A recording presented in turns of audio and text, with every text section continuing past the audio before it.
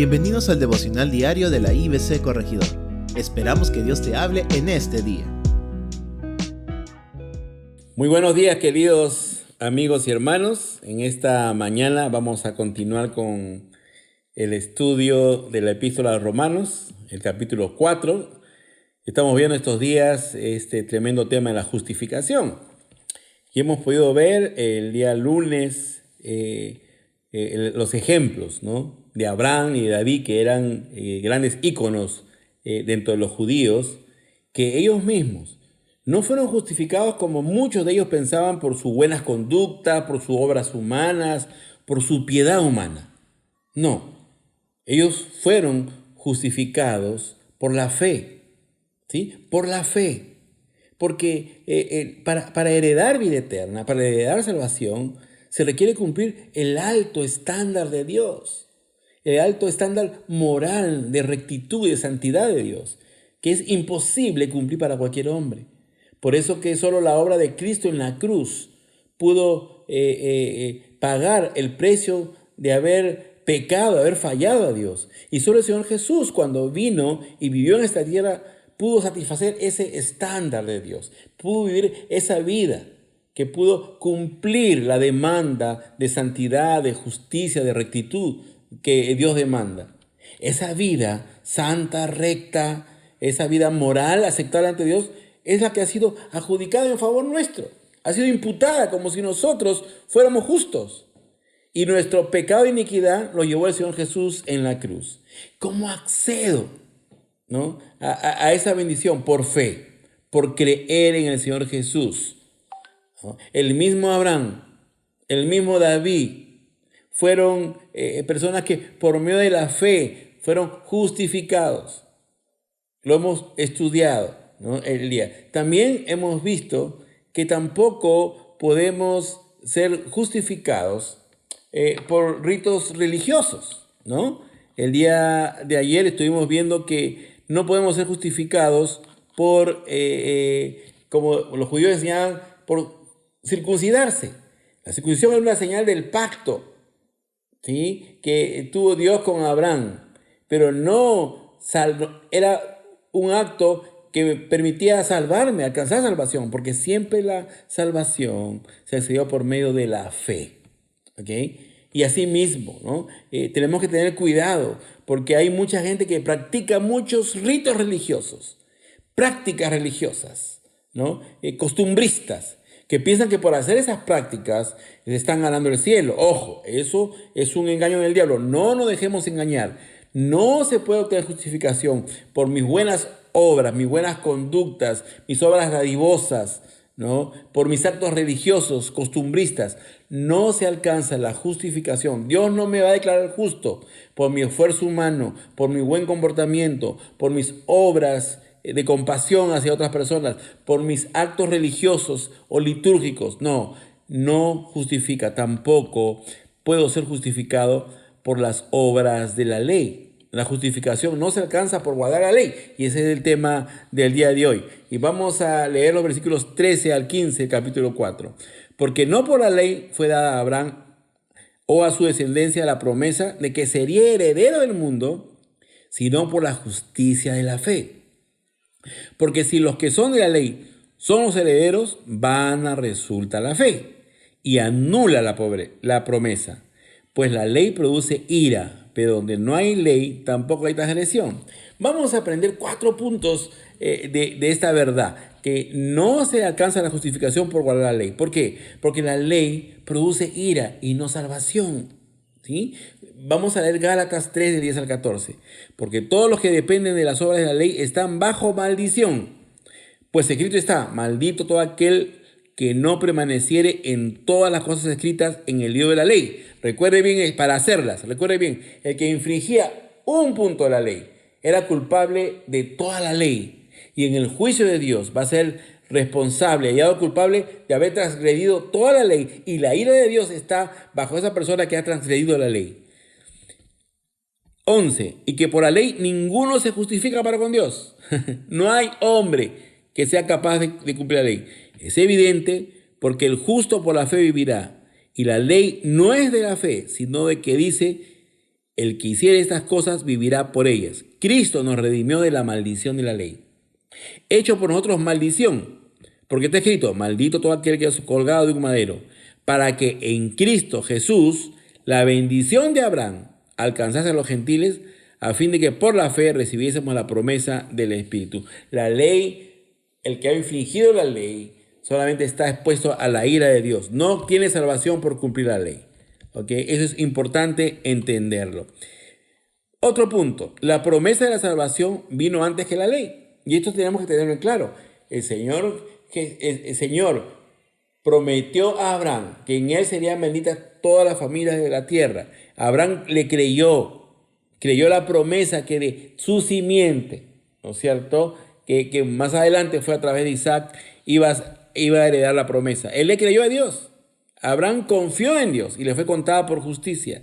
Gálatas 3 del 15 al 18 dice, hermanos, hablo en términos humanos. Un pacto, aunque sea de hombre, una vez ratificado, nadie lo invalida ni le añade. Ahora bien, a Abraham fueron hechas las promesas y a su simiente. No dice y a los simientes, como si hablase de muchos, sino como de uno, y a tu simiente. ¿Saben cuál es la simiente de Abraham, hermano? El Señor Jesucristo. Eso pues digo, el pacto previamente ratificado por Dios para con Cristo, la ley que vino 430 años después, la ley vino después de 4 siglos, no la abroga para invalidar la promesa, porque si la herencia es por la ley, ya no es por la promesa, pero Dios la concedió a Abraham mediante la promesa y la fe. ¿Ok? Es interesante entender muy bien claro que la promesa de salvación vino antes de que se estableciera la ley en la época de Moisés. Punto C. Recuerden que el propósito de la ley fue llevarnos a Cristo.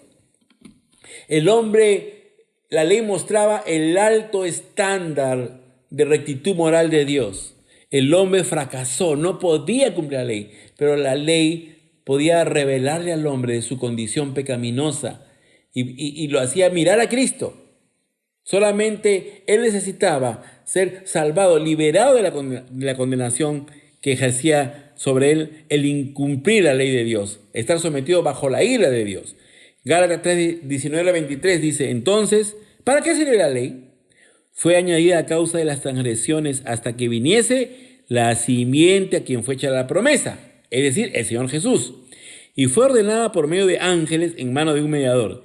Y el mediador no lo es de uno solo, pero Dios es uno. Luego, ¿la ley es contraria a las promesas de Dios? En ninguna manera, porque si la ley dada pudiera vivificar, la justicia fuera verdaderamente por la ley. Mas la Escritura lo encerró todo bajo pecado, para que la promesa que es por la fe en Jesucristo fuese dada a los creyentes. Pero antes que viniese la fe, estábamos confinados bajo la ley, encerrados para aquella fe que iba a ser revelada. De manera que la ley ha sido nuestro ayo, nuestra niñera, nuestro intermediario para llevarnos a Cristo, a fin de que fuésemos justificados por la fe. La ley ha sido el medio por el cual el Señor nos ha llevado a Cristo para recibir la justificación por medio de la fe. Pues venida la fe, ya no estamos bajo el ayo, bajo la ley. Pues todos sois hijos de Dios por medio de la fe en Cristo Jesús, hermanos. Y último punto, las obras de la ley no nos justifican delante de Dios. Hay que tenerlo totalmente claro. No hay esfuerzo humano. Y el Señor Jesús, hermanos, puso un ejemplo tremendo en esta parábola del fariseo y el publicano. ¿Por qué? Porque los religiosos, hermanos, habían interpretado la ley a su conveniencia y habían establecido mandamientos humanos, de los cuales ellos decían que si los cumplían, ellos se sentían que eran justos delante de Dios, pero se estaban engañando a ellos mismos porque no entendían la profundidad de la ley de Dios. Y el Señor Jesús lo dijo cuando vino aquí. ¿Recuerdan que el Señor Jesús puso en el nivel correcto la ley? ¿Sí? El Señor le dijo, habéis oído, no matarás, pero yo digo que cualquiera que aborrezca a su hermano ya es culpable de asesinato. El Señor puso la ley que tenía que nacer desde las intenciones del corazón. Miren lo que dice la parábola. A unos que confiaban en sí mismos como justos y menospreciaban a los otros, dijo también esta parábola. 2 hombres subieron al templo a orar, uno era fariseo y el otro publicano. El fariseo puesto en pie oraba consigo mismo de esta manera: Dios, te doy gracias porque no soy como los otros hombres, ladrones, injustos, adúlteros, ni aun como este publicano. Ayuno 2 veces a la semana, doy diezmos de todo lo que gano. Mas el publicano, estando de lejos, no quería ni aún alzar los ojos al cielo, sino que golpeaba el pecho diciendo: Dios, sé propicio a mi pecador. Os digo que descendió a su casa justificado antes que el otro. Porque cualquiera que se enaltece será humillado, y el que se humilla será enaltecido. Hermanos, este fariseo refleja a aquellos que piensan que por las obras de la ley, por su buen comportamiento, por cumplir ciertas estándares que ellos mismos habían establecido, podían ser justificados, pero no. El publicano reconoció su miseria, su pecado, y pidió misericordia delante de Dios, y creyó en Dios. Él es justificado.